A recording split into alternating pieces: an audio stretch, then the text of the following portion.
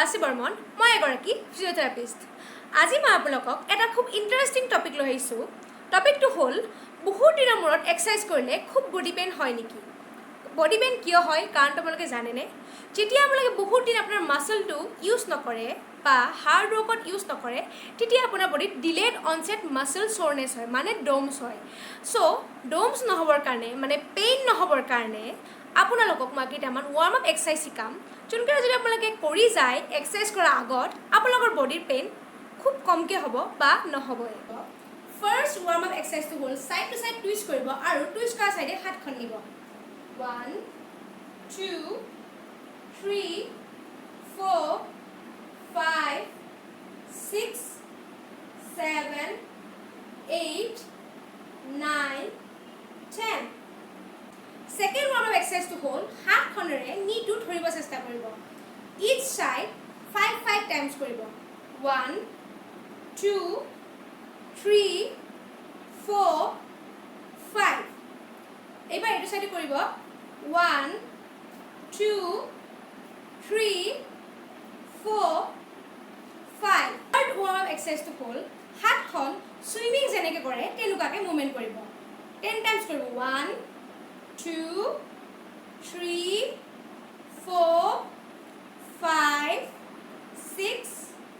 7 8 9 10 Fourth one of exercise to hold knee to hug koribo 1 2 3 4 5 6 7 8 9 10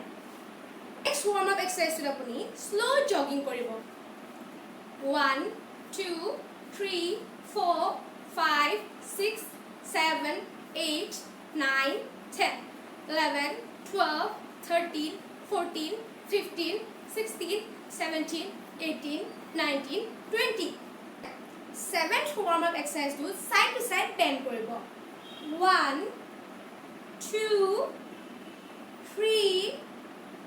4 5 6 7 8 9 10 Eighth warm up exercise apuni twist kori jump koribo 1 2 3 4 5 6 7 8 9 10 exercise কৰাৰ আগত যদি এইকেইটা warm up কৰি যায় তেনেহ'লে আপোনাৰ বডিত এক্সাৰসাইজ কৰাৰ ফলত হোৱা পেইনটো খুব কম হ'ব বা নহ'বই কাৰণ এক্সাৰসাইজ কৰাৰ আগত ৱাৰ্ম আপ কৰাটো খুব জৰুৰী হয় ভিডিঅ'টো চাই যদি ভাল লাগিল মোৰ চেনেলটো ছাবস্ক্ৰাইব কৰি দিব আৰু আপোনাৰ ফ্ৰেণ্ডছকো শ্বেয়াৰ কৰি দিব যাতে তেখেতসকলৰ হেল্প হয় থেংক ইউ